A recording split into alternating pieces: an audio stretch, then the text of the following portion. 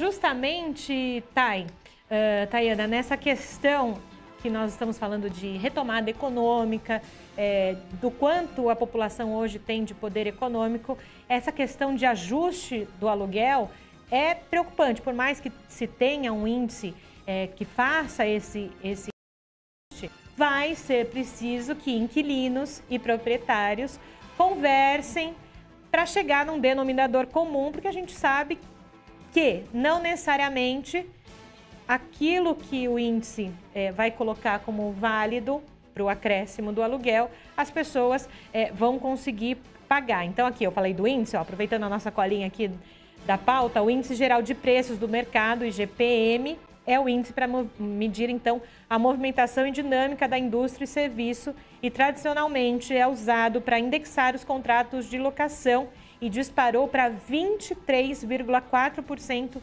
em 2020. Isso significa, Thay, que em 2021 o reajuste pode ser ali na casa entre 20% e 25%. É muita coisa a mais para um aluguel nesse momento em que as pessoas precisam, de algum modo, economizar, né? Exatamente. É um momento em que a gente sabe corte de auxílio, a gente sabe também outras questões econômicas, né, Júlia? Como a gente acabou de falar, começo do ano, janeiro, as contas que vêm, rematrícula de escola, IPVA, IPTU, então realmente é importante aí a gente ter esse contato, né, entre o locatário e a gente volta agora com a Bruna? É isso mesmo. Bruna, boa tarde, você nos ouve agora? Olá, tudo bem? Escuto sim. Perfeito, Bruna. A gente estava falando justamente sobre esse momento, né, de retomada econômica e de dificuldades econômicas, nesse acréscimo, nesse reajuste do aluguel para 2021. Como então o inquilino pode negociar esse acréscimo no aluguel com o proprietário? Bom, gente, o que a gente sempre tenta. Acho que a primeira regra é lembre-se que todo mundo está precisando de dinheiro. Então, todo mundo está precisando receber o aluguel e, da mesma forma, a pessoa também precisa utilizar aquele imóvel, seja para comercial, para fim residencial, então precisa pagar. E aí é o bom senso, porque todo mundo precisa da mesma coisa, de um contrato entre as partes. Então, a primeira regra é sente com o locatário, o locador, e fala assim, olha, 25% de aumento num tempo de pandemia é algo impactante no bolso de qualquer pessoa, até porque a gente está tentando respirar, né, esse ano inteiro que veio.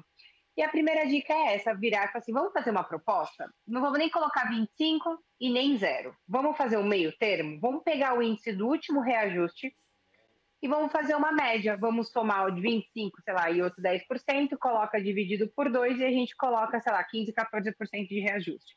Essa é uma das alternativas, tá bom? Lógico, ainda fica muito alto, a gente pode tentar diminuir e falar, vamos tentar colocar um reajuste de 8, 10%, manter o do mesmo do ano passado?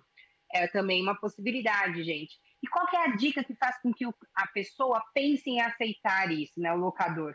Primeira dica é você demonstrar realmente qual é a sua situação financeira, como a pandemia te impactou ou não, como essa questão de suspensão de trabalho, suspensão de jornada de trabalho, interrupção, às vezes demissão, como isso trouxe um impacto na sua vida econômica. Demonstrar as suas vulnerabilidades é fazer com que o outro crie empatia pela situação e ceda também, tá? Não pensando que o outro está querendo tirar proveito da situação no país, porque eu estou recebendo muitas reclamações justamente disso. Assim, pô, eu até tento negociar, mas a pessoa não teve nenhum impacto. Eu estou querendo tirar proveito. Então, é importante a gente negociar com as pessoas, tentar chegar no meio termo desse valor, né, da porcentagem de reajuste, mas demonstrando principalmente a forma, o estado financeiro que você se encontra, tá? E a gente vinha falando aqui, um pouquinho antes da entrevista, sobre o valor, né, sobre a porcentagem de 2020 aí do aumento do Índice Geral de Preços Mercado, que fechou com 23,14% no ano passado. Agora, usar esse índice para reajuste é obrigatório? Não, gente, o IGPM não é indicado para fazer nenhum tipo de reajuste contratual, tá, de locação. Ele é utilizado para commodities e para dólar.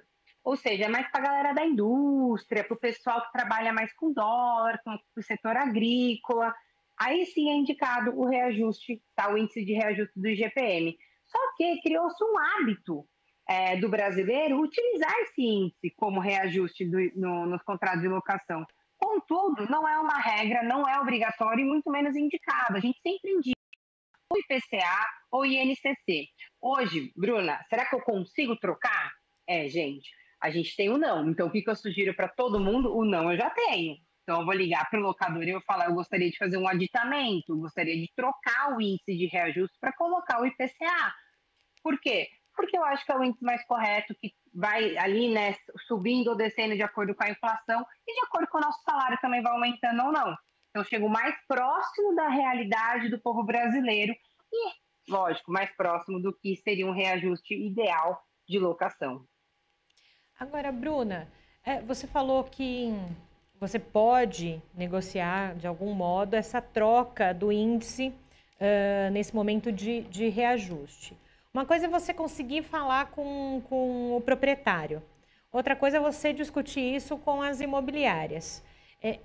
Tem gente que tem a interlocução com o proprietário, poderia ir direto no proprietário e falar isso, e outras pessoas só conseguem através da imobiliária. Para a imobiliária, o que é mais vantajoso? Existe alguma vantagem, por isso que elas colocam algum índice para reforçar esse reajuste, ou não tem nada a ver uma coisa com a outra? Não, a imobiliária ela ganha a porcentagem dela de administração do imóvel, tá? Lógico, se o aluguel aumentar, a porcentagem dela, né, consequentemente aumenta. No entanto, se não tiver locatário, ela vai ficar sem receber, né? Então, o certo mesmo, é a imobiliária conversar com o locador e o locatário, fazer essa intermediação para poder chegar a um bom senso. Mas, assim, eu não vejo nenhuma justificativa para ela falar não, sabe? Sem consultar o locador. Eu não vejo nenhum interesse dela nessa relação de já dizer não de antemão, sem uma consulta prévia, tá? Por quê? Porque fazendo isso, pode ser que eu expulse o meu locatário, ou seja, o imóvel vai ficar desocupado, tem IPTU para pagar, tem condomínio, enfim, tem luz, né, água, um monte de coisa para ser pago. Por isso, eu acho que a imobiliária para a imobiliária não é vantajoso falar não, sim perguntar, né, antecipadamente para o locador. Lógico, é um costume, eu volto a dizer, é um costume a gente utilizar o IGPM como um índice de correção dos contratos de locação, mas não é uma regra, você pode alterar isso sempre e pode alterar até depois de já fixado, ou seja, com pedido de aditamento, de alteração desse índice de reajuste. Agora, Bruna, como que deve ser conduzida, né, essa renegociação para que tanto o proprietário quanto o inquilino não saiam aí prejudicados? Eu acho que a primeira regra que eu faço, quando eu estou procurando um imóvel, eu sempre consulto vários, né? Eu não consulto só um, eu consulto vários ali na região que me atendem. Ou seja, a primeira regra é, vamos consultar todos os outros imóveis na mesma metragem, ou às vezes no mesmo prédio, na mesma região, e vamos ver qual é a média de valor de locação. Com base nisso, eu consigo mostrar para o locador que, olha, o que você está me pedindo está muito alto, muito além do que o mercado está pedindo, né? Ou não, tá adequadamente, eu tenho que me adaptar a esse valor, ou então eu tenho que escolher outro imóvel. A partir dessa pesquisa empírica, você consegue demonstrar para o locador que você não está tirando vantagem, que na realidade esse é o preço médio de mercado de locação e que ele tem que se readequar para que você não saia do imóvel. E aí vem as justificativas que sim, são extremamente plausíveis. Eu sempre pago pontualmente, ou às vezes eu pago antes mesmo de vencer o boleto, nunca deixei de atrasar, estou aqui há não sei quantos anos, tenho um fundo de comércio. Você tem que mostrar o seu interesse em ficar no imóvel e sim, a sua responsabilidade que você sempre arcou, como a pontualidade, por exemplo. Então, Bruna, doutora, é justamente você também usar o seu histórico enquanto inquilino para talvez ser uma das justificativas nesse sentido da negociação. Mas se o proprietário de nenhum jeito quiser negociar e quiser renegociar essa questão, o que é o mais importante? Você cumprir o prazo que ainda falta e pedir algum tipo de ressarcimento, ou então quebrar o contrato e buscar um outro local? Olha, eu falo isso para muitas pessoas que me ligaram perguntando se caberia uma ação revisional de aluguel, tá? E, ao meu ver, Não cabe. Não cabe por quê? Você pode entrar com uma ação, todo mundo entra com uma ação na justiça falando eu quero uma revisional porque não se aplica esse índice, está muito alto, por exemplo. E a primeira coisa que o juiz vai virar para você e vai falar assim, mas quanto estava baixo, esse índice estava legal para você. Agora que aumentou, você está querendo falar que está algo abusivo? Ou seja, não é bem assim que acontece, né? A partir do momento que ambas as partes entraram num consenso, manifestar a vontade de assinar um contrato de locação, eles concordaram com esse índice. Então, não entendo que é abusivo. Logo, não entendo que cabe uma ação judicial de revisional de aluguel, por exemplo, nesse caso, do índice, do aumento do IGPM, tá? Mas, o que eu sugiro? Se vocês realmente verificarem que o impacto econômico desse aumento é gritante para vocês, vocês não vão conseguir arcar, eu sugiro vocês procurarem outro imóvel, pedir o perdão da multa de rescisão contratual, tá? E explicar que dessa forma, com esse aumento, vocês não conseguem. Ou então falar, olha, eu vou querer a rescisão, não vou querer renovar, segura para mim o preço que estava, o valor do aluguel que estava, até o término do contrato, por favor, vamos tentar negociar esse reajuste, porque é meu interesse em sair para poder procurar outro imóvel. Volto a dizer, a única solução que eu tenho para vocês não é a judicial, e sim a amigável. É tornar o outro consciente do que está acontecendo na sua vida do locatário, falar realmente o que está acontecendo, as suas dificuldades, para que o locador possa também verificar se ele pode ceder esse desconto, porque, gente, é muito importante eu ressaltar também, muitas pessoas utilizam a locação como aposentadoria, como sustento. Não é porque uma pessoa ela tem um imóvel e loca que ela é rica, que ela não precisa desse dinheiro. Pelo contrário, antigamente os nossos pais utilizavam isso como uma forma de aposentadoria para comprar imóvel. Então, por isso que é tão importante chegarem ao bom senso, porque olhar a necessidade do locador e a necessidade do locatário, mas se realmente não chegarem a um denominador comum, eu sugiro peça a rescisão e negocie o perdão da rescisão contratual e mude para outro imóvel. Agora, doutora Bruna, você tem aí alguma dica para os nossos telespectadores para que eles consigam organizar as finanças e não passem aí esse sufoco, né, dos reajustes? Bom, gente, eu sempre falo que a primeira regra de controle financeiro e para tentar diminuir o impacto de qualquer situação que seja imprevisível ou inesperada é ter uma planilha de custo. Você tem nessa planilha de quanto eu ganho, quanto eu gasto, e desse quanto eu gasto, o que é essencial e o que pode ser, o que não é essencial, né? O que a gente pode deixar de consumir, por exemplo, é o primeiro passo para poder se organizar. Por quê? Todas as empresas, todas as pessoas que recebem seu saláriozinho e falam assim, o aluguel está aqui. Por exemplo, R$1.000 é só de aluguel. E a gente vai gastando. Só que a gente não lembra que todo ano tem um reajuste do aluguel. Então, por que é importante você ter essa planilha? Porque na planilha tem uma parte que fala assim, previsão de reajuste de vários outros contratos. Por exemplo, a gente pode ter locação não só da casa, enfim, locação de carro. Então, tudo vai vai aumentando, vai aumentando o preço, a inflação vai incidindo e vai influenciando no impacto econômico de tudo, mas o nosso salário às vezes não acompanha, né, o aumento da inflação. Então, a primeira regra que eu faço é ter uma planilha financeira, coloque lá o que vocês gastam, o que vocês ganham e o que pode aumentar. Dentro de uma margem de 10% a 20%, a gente sempre tem que colocar isso. Por quê? Porque a gente tem que deixar sempre de reserva, gente, no mínimo 10% do seu salário de uma reservinha. Para quê? Para que se realmente acontece isso, eu consigo dar tempo de terminar um contrato, pagar e já mudar de imóvel, por exemplo. Ou também uma forma de negociar, que eu sei que não é a realidade da maior parte do povo brasileiro, é falar, olha, eu vou te antecipar, por exemplo, 3 aluguéis para você manter esse valor para mim do aluguel. Também é uma forma de negociar, porque não existe regra na negociação, gente. Existe muito aquilo que você pode pagar e o quanto a pessoa precisa receber, né? Então, essa é a primeira regra, é ter uma planilha financeira dos seus gastos e de quanto você ganha e ter essa reserva de 10%, pelo menos para essas questões que podem se tornar imprevisíveis, porque até então todo mundo estava prevendo um aumento de 10% no máximo, e aí chega esse impacto, né, de 23,5%, 24%.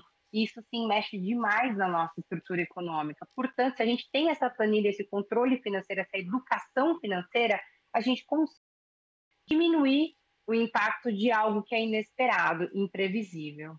Agora, doutora, para que tanto o inquilino quanto os proprietários tenham registrada essa negociação. Não adianta ser uma negociação, então, só por telefone.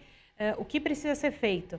O que foi acordado via, por exemplo, WhatsApp serve? Tem que ser colocado isso num contrato, um adicional do contrato? Como é que funciona juridicamente falando isso? Olha, o mundo tem essa mania de falar tudo por WhatsApp, né? Hoje acho que o WhatsApp virou até ferramenta de trabalho das pessoas.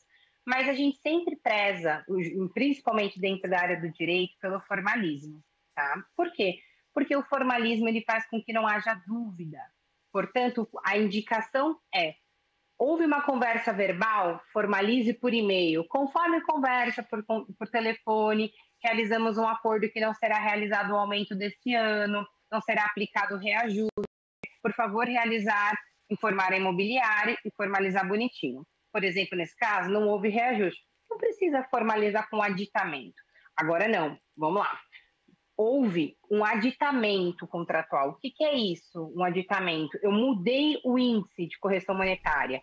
Aí eu preciso aditar o contrato. Eu preciso colocar que a cláusula 9 está sendo substituída por a cláusula do aditamento, constante nesse aditamento. Por quê? Porque tem que ser formalizado e adicionada a informação posterior, né, que foi gerada hoje, antes de você ter assinado, né, aquele contrato, aliás, depois de ter assinado o contrato de locação, é necessário formalizar. Então, a primeira dica: tudo que vocês falarem de forma verbal, formalize por e-mail e copie a imobiliária se tiver, ou pelo menos o locador e o locatário. Ainda que seja apenas para falar não vai ter reajuste, ou o reajuste vai ser de 10%, formalize sempre por e-mail. E se houver alteração do índice de correção monetária, faça um aditamento contratual assinado por ambas as partes. Doutora Bruna Kusumoto, eu queria agradecer aí a sua participação aqui no Jornal da Rede Alesp, trouxe aí esclarecimentos, né, sobre o ajuste no aluguel e como planejar as finanças. Muito obrigada e até uma próxima oportunidade. Obrigada a vocês, eu fico à disposição. Um assunto, quando mexe no bolso, de extrema importância, essa nossa prestação de serviço aqui no Jornal da Rede Alesp.